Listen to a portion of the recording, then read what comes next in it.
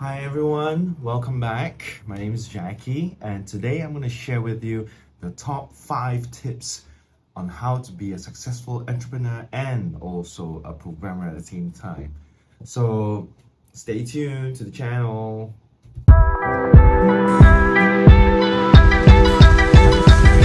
Um, Actually, I'm just nobody, as a matter of fact.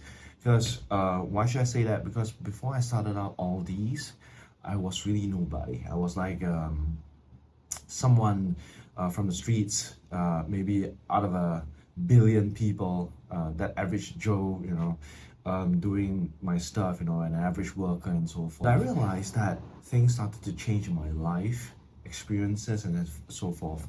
So I graduated from University of South Australia, finished my studies, started working like every average person.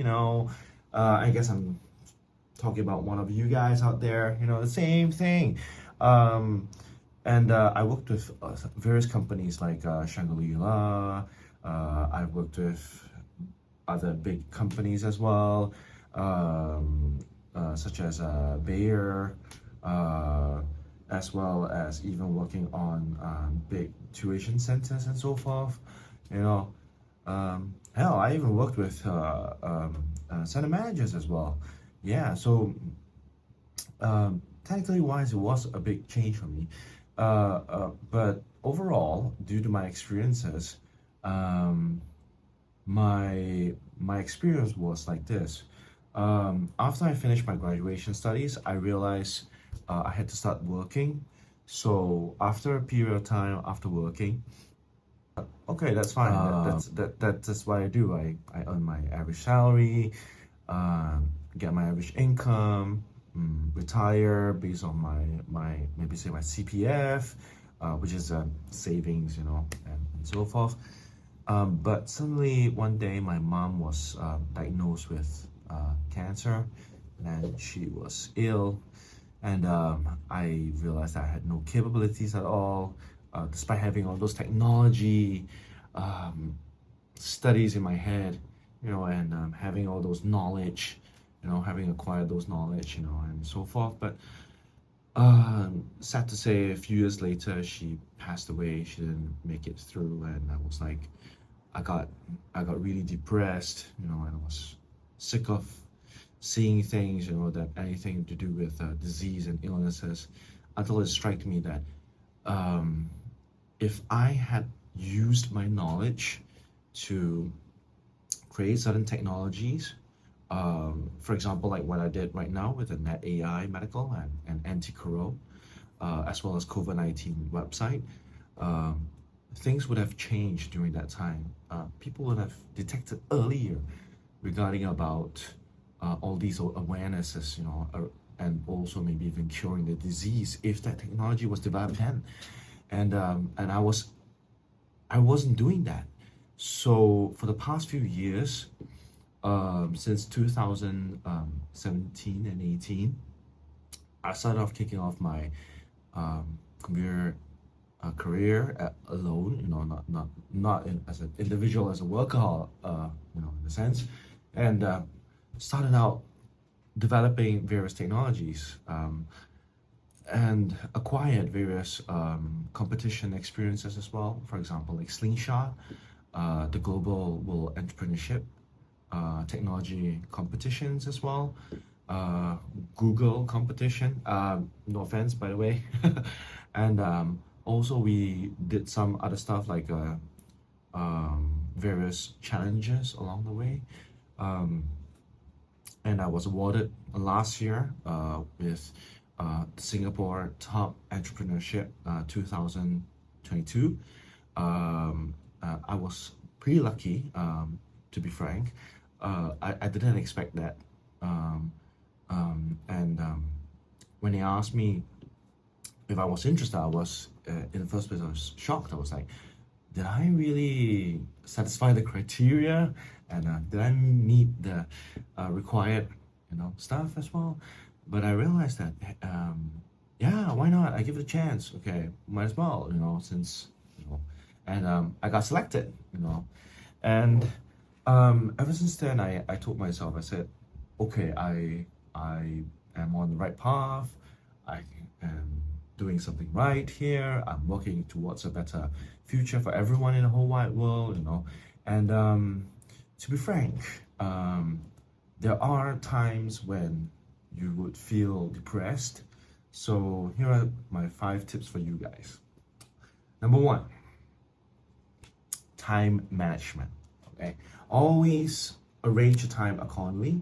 Whether if it's the 25 to by 5 law, or is it the um, SWOT analysis, time management, you know, or whatever criteria they're trying to use down there, do try and arrange your time accordingly. Always prepare a timetable beforehand. So what I would do is every morning I would go through the timetable for like 10, 15 minutes every week on Monday. That's the first day of my work. And before I go and do that, I was thinking in my mind, okay, what are the 3 things I need to settle by today? What are the 3 things I need to deal with by the next week? And what are the best 3 things that I could do? You know, and based on that, I would try to, you know, put things accordingly in a more satisfactory example. So that's what I love to do as well. And in such a way that everything is progressing, even though there might be hiccups, even though there might be situations, which I want to mention, which is don't procrastinate. Because we always have things coming up, so we always say, oh, we'll leave it till a later day. Hey, that's fine, okay? It's not gonna explode or so forth, you know, it's not gonna go anywhere.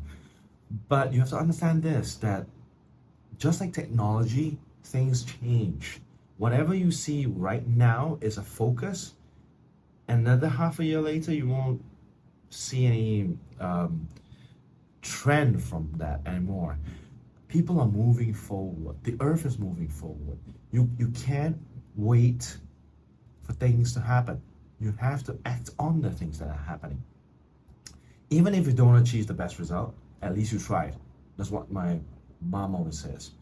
And I tried out. You know, it's like I failed a couple of times. To be frank, I did a couple of apps in 2014 and 15, and it was real rubbish. You know, to be a matter of fact. And coming back, I was thinking, you know, it's like, is that an app? You know, it's like comparing what I have right now, like the home app that I'm doing up right now, as well as the Coro app, as well as the COVID-19 app, you know, and QuizWe, you know, it was something interesting. We also have a SkinV for ladies out there as well.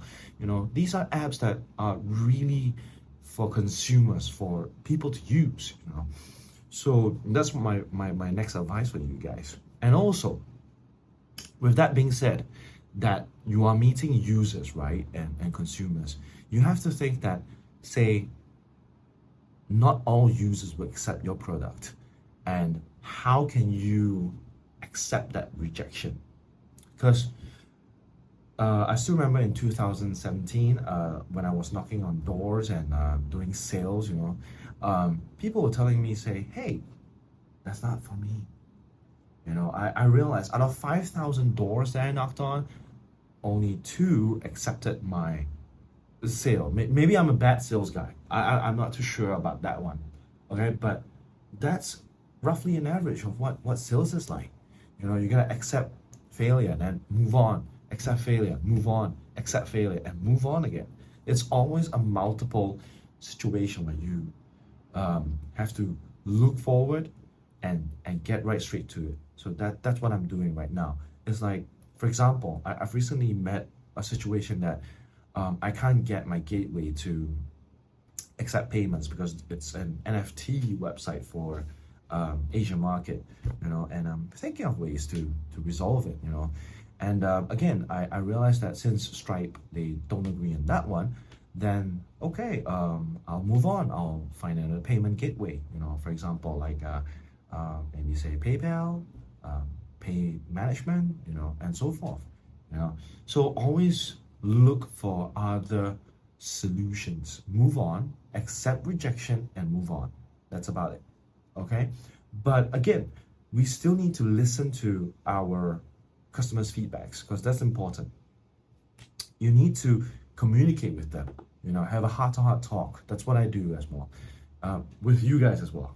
Okay, so for example, if you guys think that my tutorials regarding about Swift UI or maybe anything about technology, AI topics, or maybe say smart homes, you guys find it a bit, so do mention it. It's fine. I'm okay with bad feedback. Or hey, this video background is bad, or your video. I think you need to brush up on your speech skills. I need to blah blah blah. That's fine. That's fine. Okay, I can accept that, and I will think of ways to satisfy you guys. I'll do my best. Okay, and again, accepting that, I would improve my product. That's one thing that you have to understand. You have to understand that your first product is never the perfect product. You have to use that and escalate and bring it up to another level and bring it up to another level. And you must also realize that your final product is not going to be the perfect product as well.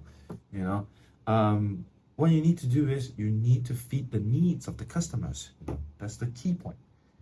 And my final advice would be never ever give up. Because there are so many times that I want to give up as well, to be frank. So many times, I can tell you this. It's like there were some nights that people were going out and having parties while I had to stay at home and check the gateways. I had to check the HTML, I had to check the CSS codes and so forth. My friends were having drinks and they were saying, "Hey Jackie, you want to go out for drinks?" I'm now in the middle of checking up codes, so unfortunately, and I give the most of the rest of my time for maybe say family, and arrange my time for workouts, and so forth, trying to strike a balance. But at the end of the day, there are some things that you need to compromise, and with that, you would think about the value. Hey, am I getting the results that I want?